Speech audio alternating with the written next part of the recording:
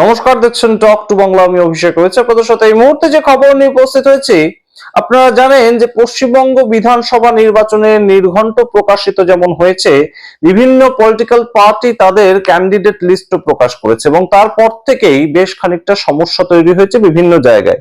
তৃণমূল কংগ্রেসের যে candidate list প্রকাশিত হয়েছে তারপর থেকেই আমরা দেখতে পেয়েছি যে বিভিন্ন মানুষজন যারা অলরেডি বিধায়ক ছিলেন তেমন বেশ কিছু মানুষজন টিকিট পাননি এবং সেই সংখ্যাটা যদি গুনতে হয় তাহলে প্রায় 74-এ গিয়ে দাঁড়ায়।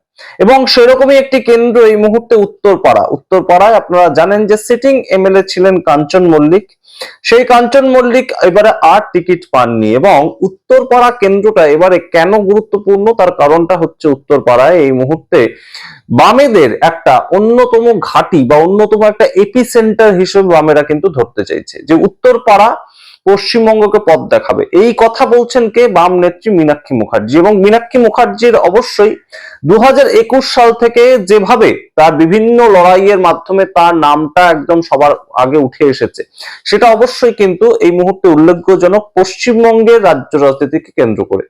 এবং অবশ্যই এই মুহূর্তে উত্তরপাড়া সিটের উপর বামেদের যে আভ্যন্তরীণ সোর্স, বামেদের যে আভ্যন্তরীণ প্রচার মাধ্যম, সেগুলোর মাধ্যমে তারা জানতে পেরেছে, রিসার্চের মাধ্যমে কোথাও গিয়ে তারা এটা সম্বন্ধে শিওর হয়েছিল যে উত্তরপাড়া কেন্দ্রটাতে এই মুহূর্তে মানুষের মধ্যে একটা অ্যান্টি ইনকামবেন্সি রয়েছে, অর্থাৎ কাঞ্চন মল্লিক এলাকার বিধায়ক ছিলেন, তাকে নিয়ে মানুষ সন্তুষ্ট নন। এই জিনিসটা যেমন ছিল ঠিক সেই জায়গা থেকেই একদম সরাসরি উত্তরপাড়াটাকে ঘাঁটি করে একদম মীনাক্ষী মুখার্জি আমরা দেখতে পেয়েছিলাম গত 1 বছর ধরে প্রায় উত্তরপাড়ায় জনসংযোগ সংগঠনের কাজ করছিলেন, সংগঠন বাড়াচ্ছিলেন এবং সেই অনুযায়ী তাকে টিকিট দেওয়া হয়। কিন্তু এই উত্তরপাড়ায় শেষ পর্যন্ত কি বামেরাই এবারে শূন্যের গেরো কাটিয়ে একদম সরাসরি একটা আসন বের করতে পারবে?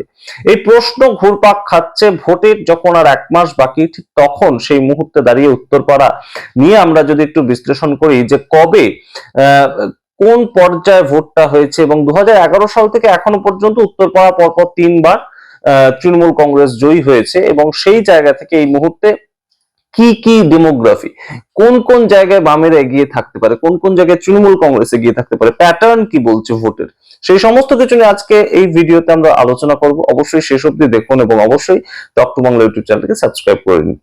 আপনাদেরকে জানাই যে উত্তরপাড়ায় প্রাথমিকভাবে 2021 সালে যে বিধায়ককে সরিয়ে দেওয়া হয়, 2021 সালে কিন্তু খুব একটা বেশি বিধায়কদের সরিয়ে দেওয়া এই প্রচলনটা তৃণমূল কংগ্রেস শুরু করেনি। 2026-এর লিস্টে আমরা যেটা দেখতে পেয়েছি, 2021 সালে আমরা দেখতে পাই যে প্রবীর ঘোষাল সেখানকার সিটিং এমএলএ ছিলেন, তিনি চলে যান হঠাৎ করে বিজেপিতে।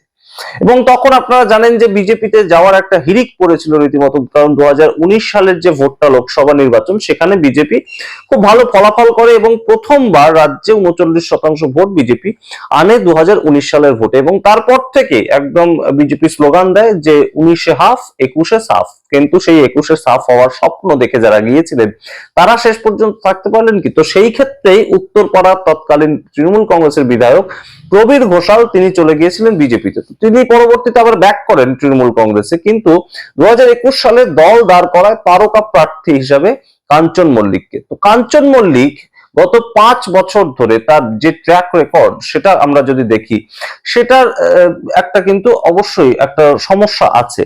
সেখানকার মানুষের মধ্যে ক্ষোভ রয়েছে, সেখানকার তৃণমূল কংগ্রেস কর্মীদের মধ্যে পর্যন্ত ক্ষোভ রয়েছে যে এলাকায় বিধায়ককে দেখা যায় না, কোনো সময় তিনি এলাকায় থাকেন না, এরকম কথা আমরা বিভিন্ন সময় শুনেছি।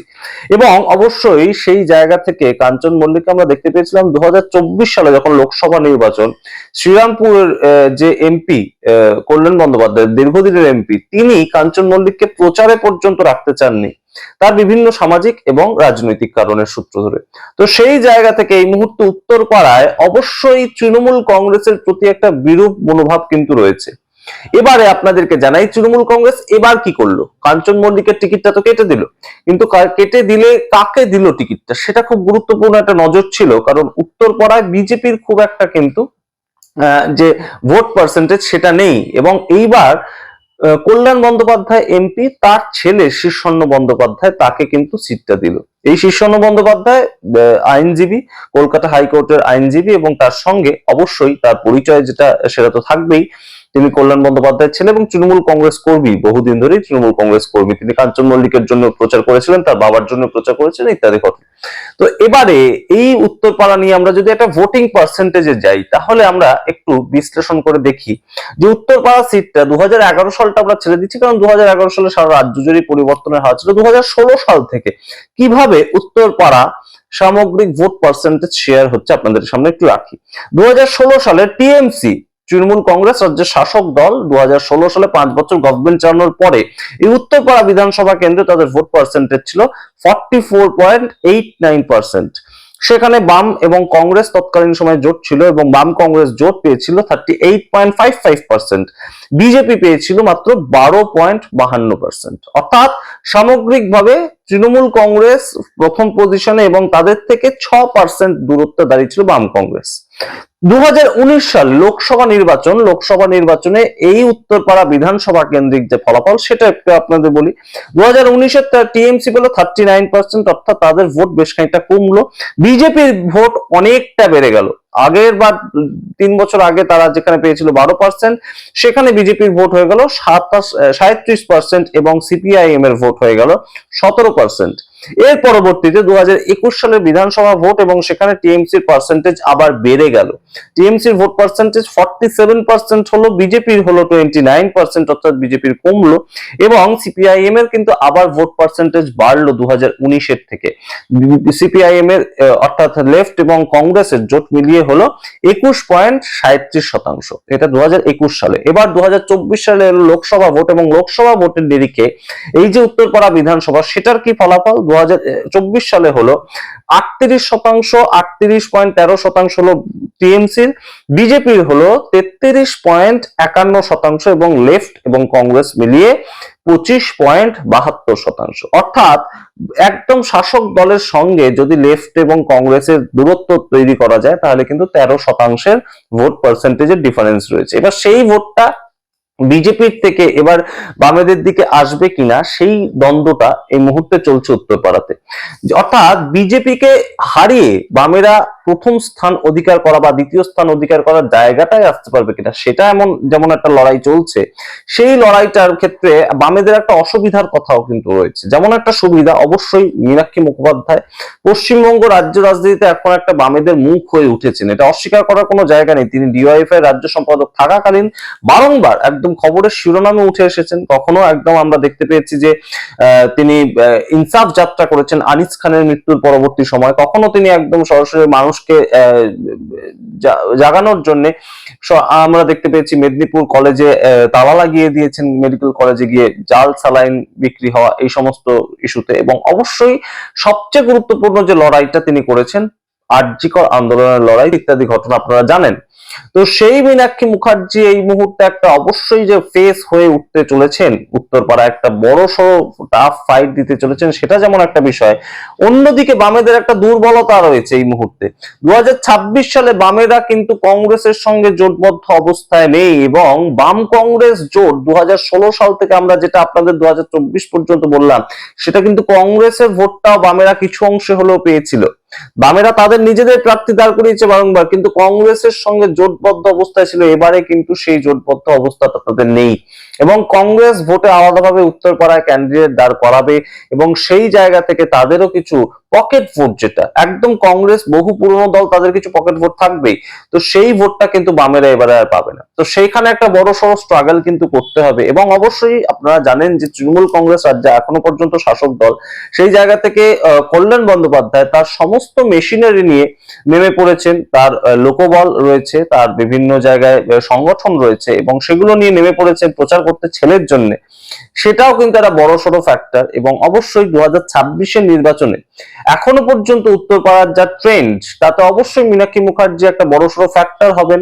তিনি অবশ্যই বড় সড়ো একটা ফাইট দেবেন, কিন্তু শেষ পর্যন্ত ভোটের নিরিখে, ভোটের বাক্সের নিরিখে সেই জায়গাটা কতটা বামেরা দখল করতে পারবে এটাও কিন্তু এই মুহূর্তে রাজনৈতিক বিশ্লেষকরা এবং তার সঙ্গে ডেটা যা বলছে, যেভাবে বামেদের ভোট কমছে কখনো বাড়ছে, এই পদ্ধতিতে একদম সরাসরি উত্তরপাড়া সিটটা জিততে গেলে উত্তরপাড়ার টোটাল ভোটারের যে সংখ্যা তার মধ্যে 45 to 47% পৌঁছতে হবে। তো সেটা এখনো পর্যন্ত বামেরা পারবে কিনা একদম তৃতীয় পজিশন থেকে ফার্স্ট পজিশনে উঠে আসতে, এটা কিন্তু একটা বড় সড়ো সন্দেহান চিত্র ধরা পড়ছেই, এটা অস্বীকার করার কোনো জায়গা নেই। এবং অবশ্যই এই মুহূর্তে মীনাক্ষী মুখোপাধ্যায় এবং শীর্ষণ্য বন্দ্যোপাধ্যায় সবাইকেই শুভেচ্ছা রইল, কিন্তু শেষ পর্যন্ত যা এখনো পর্যন্ত ট্রেন্ড তাতে কিন্তু অবশ্যই তৃণমূল কংগ্রেস আবারও উত্তরপাড়া সিট দখল করবে, তেমনই কিন্তু একটা যেটা বলছে। আমরা জানি না সাধারণ মানুষ কি চাইছে, অবশ্যই অ্যান্টি ইনকামবেন্সি রয়েছে, অবশ্যই এলাকার যিনি বিধায়ক ছিলেন, সিটিং বিধায়ক, তার বিরুদ্ধে ক্ষোভ বিক্ষোভ রয়েছে।